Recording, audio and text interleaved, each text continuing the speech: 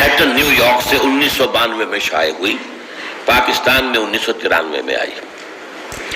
اس میں انہوں نے پیشن گوئی کی ہے، اور ظاہر بات ہے کہ یہ کوئی وحی تو نہیں ہے، نہ وحی کا دعویٰ کیا ہے۔ جو کچھ مغرب میں دانشور جو گفتگویں کرتے ہیں، جو وہاں کے انالسٹ جو ہیں، جو سیاسی پنڈت ہیں، وہ جو پیشن گوئیاں کرتے ہیں، در حقیقت ان کا ایک مجموعی سمجھیے کہ تاثر انہوں نے اپنی کتاب میں دے دیا ہے، اور وہ یہ ہے کہ سن 2006 میں پاکستان 7 نہیں بلکہ 8 ٹکڑوں میں تقسیم ہو چکے گا۔ ان میں سے 3 تو ہوں گی انڈیپینڈنٹ سٹیٹس، بلکہ 4 انڈیپینڈنٹ سٹیٹس ہوں گی۔ خالص پاکستان سے تو 3 نکلیں گی، ایک ہوگی جو بھارت اور پاکستان سے حصے جوڑ کر بنائی جائے گی۔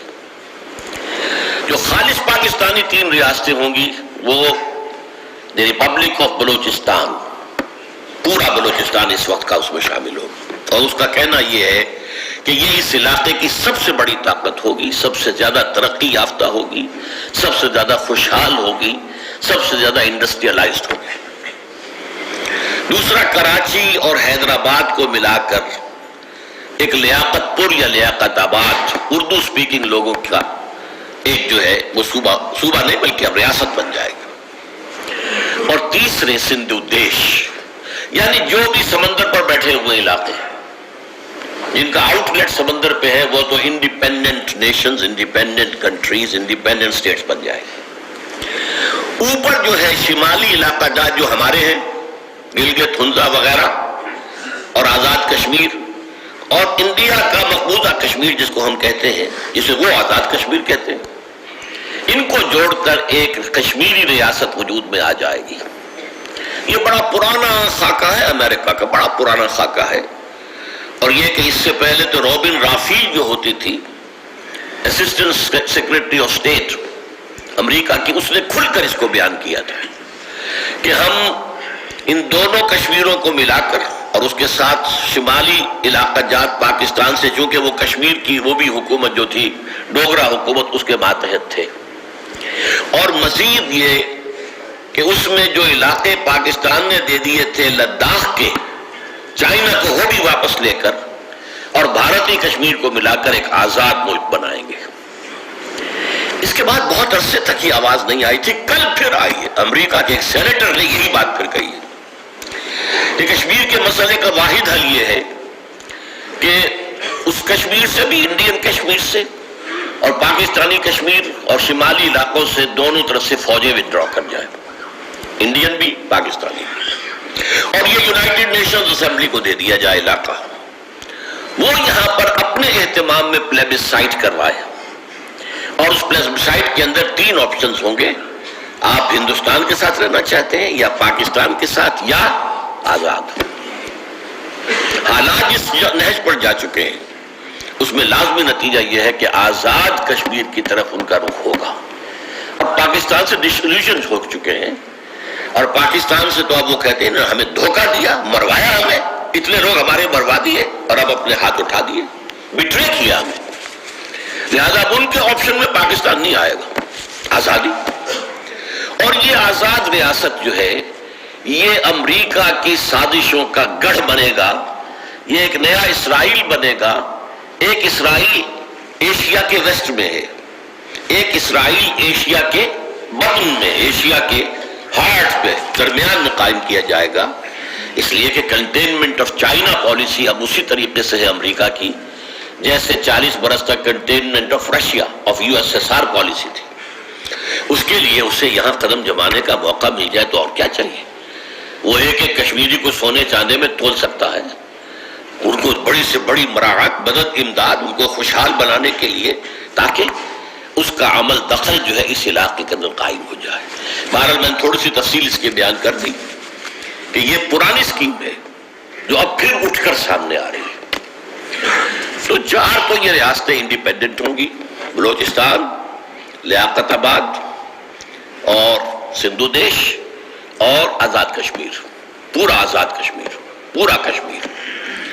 اور 4 حصے پاکستان جو باقی رہ جائے گا وہ ہوں گے شمالی پاکستان، چترال سے لے کر اور یہ جو علاقہ کہلاتا ہے مالاکنڈ کا پہاڑ، یہاں تک مالاکنڈ کے پہاڑ سے لے کے نیچے جتنا پختون علاقہ ہے یہ سینٹرل پاکستان، مغربی پاکستان. اور پھر یہ ہے کہ سندھ میں سے سندھو دیش بناتے ہوئے چھوٹی سی پٹی نکالی جائے گی کہ جو اس پاکستان کو جو بقیہ ہے بچا کچا پاکستان، اسے بھی اپروچ سمندر تک مل جائے. وہ وہاں پر اپنی کوئی، اس لیے کہ موجودہ جو ہے کراچی وہ تو چلا جائے گا لیاقت آباد کے پاس، لیاقت پور کے پاس. پورٹ قاسم جو بنا دی گئی ہے وہ سندھو دیش کے لیے ہے، تیار ہو رہی ہے.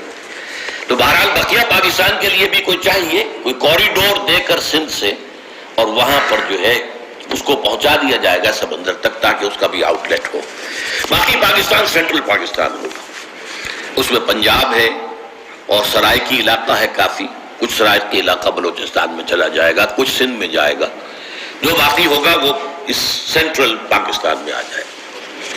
یہ ہے پیشن گوئی، کسی کافر کی نہیں ہے، کسی یہودی کی نہیں ہے، لیکن ظاہر بات ہے کہ اس وقت جو بھی اس فضا کے اندر، اور یہ سن 92 کی بات ہے جو کہی گئی ہے، یہ آج کی بات نہیں ہے. دوسری پیشن گوئی، یہ امریکہ کا سب سے اونچا تھنک ٹینک جو ہے، اور یہ امریکہ کی وزارت خارجہ کی پالیسی ونگ جو ہے اس کا تھنک ٹینک ہے. اس میں 15 سب سے اونچے اداروں کے سربراہ شامل ہیں. انہوں نے یہ پیشن گوئی کی تھی چند سال پہلے، سن 2000 کے اندر یہ آئی ہے، 16 ستمبر 2000 کو، اور یہ شائع ہوئی ہے جنگ میں. اس میں کہا گیا ہے کہ 2020 میں پاکستان کے نام سے کوئی ملک نہیں رہے گا. گویا کہ وہ حشر کہ جو ہوا تھا سلطنت عثمانیہ کا اور USSR کا، وہ پاکستان کا بھی ہو جائے گا. جنگ نے اس خبر کو شائع کیا. سب سے پہلے یہ شائع ہوئی تھی رپورٹ بھارت کے ایک جریدے آؤٹ لک میں.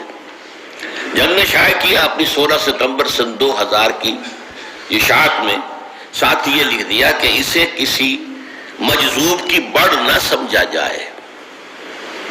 اس پر جو ہے سنجیدگی سے غور ہونا چاہیے کہ سن تو صحیح جہاں میں ہے تیرا فسانہ کیا. تیسری بات، رابرٹ کیلان، ان کا ایک مضمون شائع ہوا نوائے وقت میں، یہ بھی ستمبر کا مہینہ ہی ہے، 20 ستمبر 2000 کو، دی اینڈ آف دی ارتھ. اس میں وہ کہتے ہیں کہ پاکستان از اے فیلڈ اسٹیٹ، ہر اعتبار سے یہ ناکام ریاست ثابت ہو چکی ہے. جلد ہی اس میں خانہ جنگی شروع ہوگی اور کیوس اور انارکی پیدا ہو جائے گی.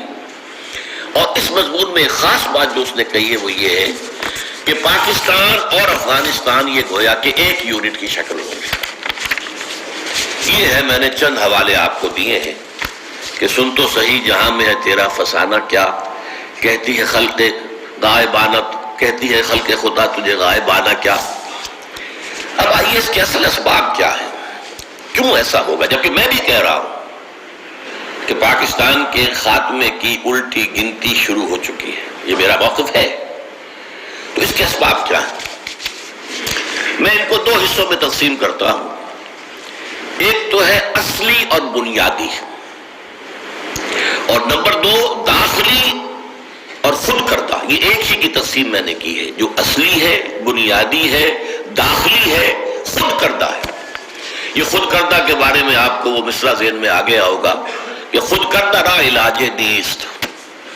کسی اور نے آپ کے ساتھ کوئی برائی کی ہو تو شاید کوئی اس کا مداوع ہو سکتا، آپ نے خود کی ہو تو اس کا کوئی مداوع نہیں.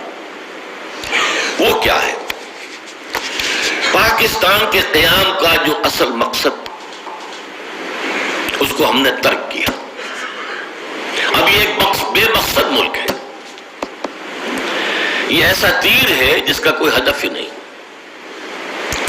وہ تیر نیم کش جس کا نہ ہو کوئی ہدف. جو مؤسسین پاکستان تھے اقبال اور جناح، انہوں نے کہا تھا کہ ہم عہد حاضر میں پاکستان اس لیے چاہتے ہیں کہ عہد حاضر میں اسلام کے اصول حریت و اخوت و مسامات کا ایک عملی نمونہ دنیا کے سامنے پیش کریں، عملی نمونہ، تاکہ ایک لائٹ ہاؤس وجود میں آ جائے پورے عالم انسانیت کے لیے، ایک